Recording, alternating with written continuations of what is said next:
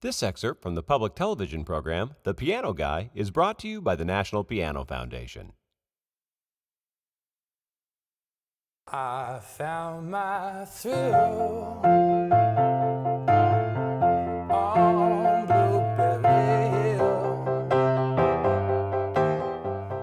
Well, let's see if we can't learn some really great tips and maybe tricks, if you want to call them that, from our good friend Matt Munhall. Hi, Matt.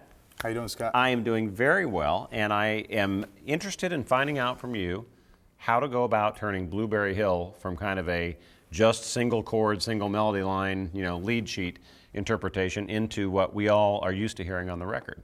So we want to try to dig in a little bit and see if you can give us some tips on how to, kind of emulate some of those old rock and roll tunes and some of the things that make them sound like they do, and get into all that. So, this tune it's Fats Domino tune. Yes. Right? Big hit in the 50s. Big hit. Long before we're born, right?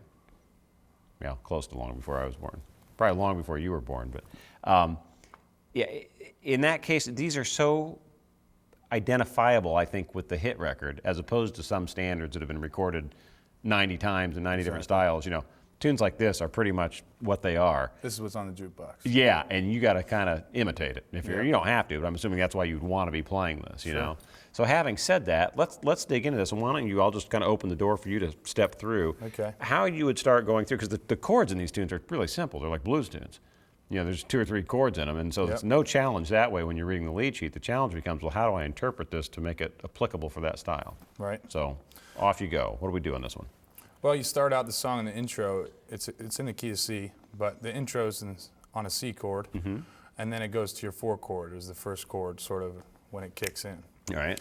But what happens is the little intro, you just take a C and you arpeggiate it. Okay. Don't ask me to spell it. I can just barely say it. I don't know if Arpeggiate it's a it. word for sure. That's right. But so, and then you go to an F chord. Okay. Yeah, okay. There's. That's okay. how I play. I think he plays it like this, but it's an F chord. Yeah. If you can see that, and it Sure. goes. That's how he does it. 2 of these. All right. That's the funky little part. I don't play that when I sing it as much. Sure. Or you can just do it a little simple Okay. if you choose. Let's do. If you want to just do that a couple more times and do it slowly, let's get our fingers Okay. out of the way. We'll just blindly give this one away. This is a good one, or blatantly, I guess is the right word. So try. So One more time. Yeah. So it's an octave. Okay. F. 3, 5. Okay, so you're sliding up off that. Okay. And then depending on where you need to move the chord, you do the same Yep. pattern. So it's really just picking your hand up and starting it over a new root, Same right? in G, and that's what we're gonna play it in. We're playing C, Okay. so it's all. So and you've so got you're always exactly using this- that flat 3. Beautiful. So you've got exactly the same hand position in those 3 different places. Yeah. Okay, now why don't you play them up tempo or in context there for a second.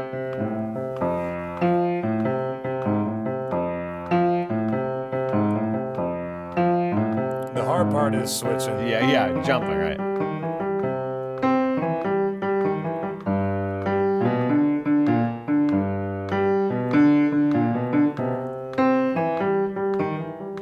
All right. I'm kind of weird that way, but I love bass lines. I kind of like playing bass lines. I think They're that's hard for me, I have to admit.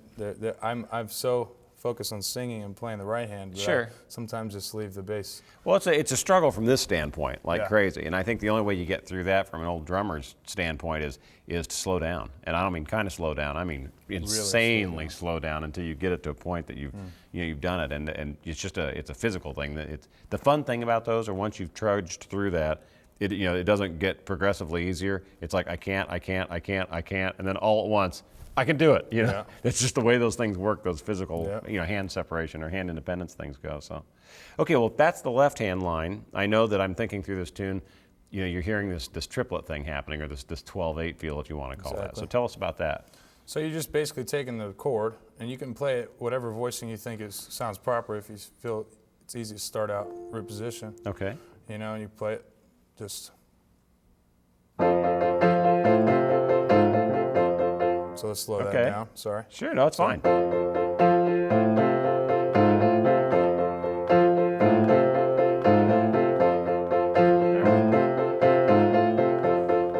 trick is to kind of get these all to sound even, which is hard for me. You know, usually you're going to kind of go.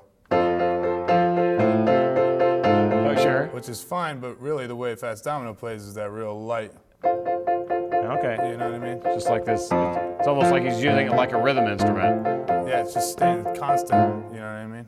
Interesting. That's a good point, because normally, and we normally are emphasizing the other way. That's a good thing you brought that up, because normally we're saying, no, make it groove, you know, hit it harder on the back beats, but yeah. Right. But in that case, he's doing it that way. Now, so then when you shift chords, you literally just pick the whole machinery up and go to the next chord, huh? Exactly, and just go to the next voicing that you want to play, you know? Okay. If you want to make it easy on yourself, and if you're starting here, maybe you can play here. Okay, so by voicing, you just mean the chord stacked in some different order. Yeah, the stack of it. Okay. So that's a C, just flipping it up. You know, if you wanted to go to C like that. So now that would, okay. Because you already got one hand to tell to go somewhere, so maybe you can keep one hand in the same place and learn all 3 chords right there for a while. Sure. Now what would you do then between the C and the F and the G? Let's just give that away. So you're starting on the F. So I'd go. Okay, there's the F. And then I go to C. Okay, stop and just hold those down for a second. So, okay, so the C, you're just playing with the C on the top instead of the bottom. Exactly. Okay, and then the G. The G, I would probably play this. Okay, back in root position. Okay. Just throw with the 7th, okay. And then back to F.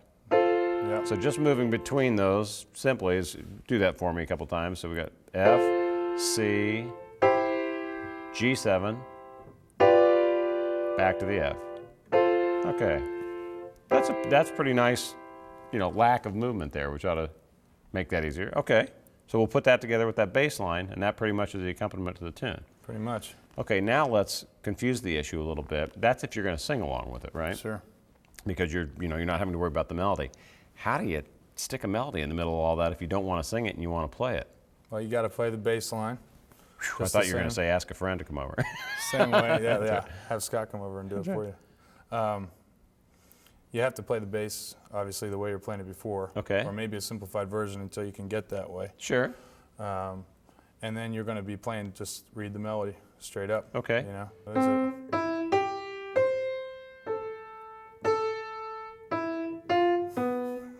That's it. I know, I can't do it. Don't feel badly. I can't do it when I'm not playing chords either. That's fine. So, but if you're going to do it, the point is, if you're doing it, you got to play the. Yeah, and that's going to help you keep track of where you are on the melody because you know where you are on the chords. Do it probably.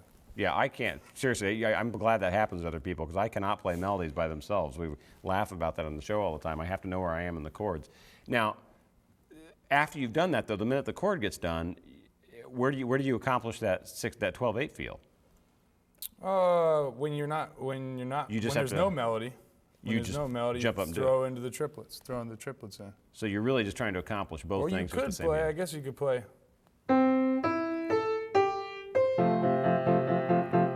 Well, that's true.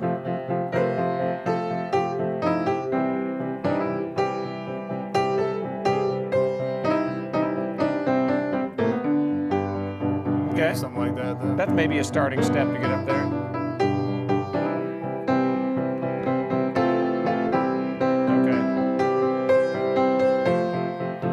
Getting that Something feel. like that. Okay. The only reason I was asking that question, I don't really think there's not a magic answer for that, but it's always a struggle on these tunes that have like a defined rhythmic thing with both hands. It's like, well, where in the dickens am I going to play the melody line with it? And I think what you really just have to constantly do this tug of war between I've got to play that melody line, but the minute I have some free moments with my fingers, I'm going to somehow try to be playing either getting that accomplished underneath there. You've got the melody line on top, and you're playing triplets with the remaining fingers or something like that. So, now form-wise, this tune just kind of reads right down twice, or is there a whole bridge in it? I can't remember. There's a bridge. Okay, let's jump to there then. So the bridge goes.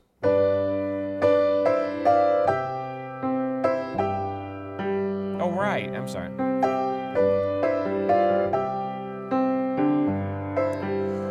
Now, do you keep that 12/8 feel through, or that cuts out for that thing, and then you get back to it when it comes to the head? I do cut out. I kind of go to a more like just my left hand doing that sort of stride thing. Okay. And was that on the record? I just don't recall. Was that on the recording that way? It doesn't really keep doing that whole. Okay. It kind of. I think it actually just goes. Okay. Which is easy. So he really You know he what kind I of mean? breaks out to Yeah. do it. And I think that's a typical thing we talk about a lot in the shows when we're working through tunes, that there's going to be some stylistic change between the head and the bridge, if there is one, or section A, section B, whatever you want to call it.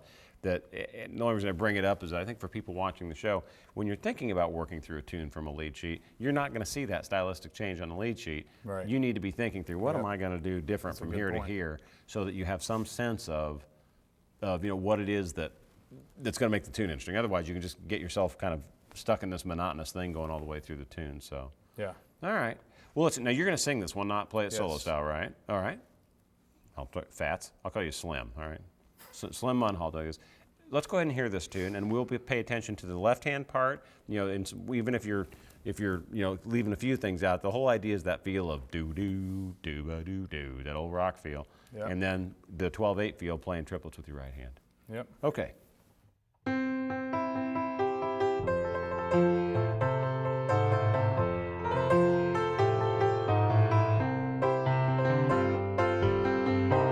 I found my thrill on Blueberry Hill, on Blueberry Hill. When I found you, and the moon it stood still on Blueberry Hill, and it lingered until my dream came true, and the wind in the willow played love's sweet melody. Oh, but all of those vows we made, oh, they were never to be. Oh, and though we are apart,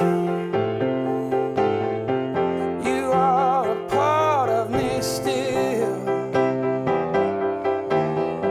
For you were my thrill on Blueberry Hill.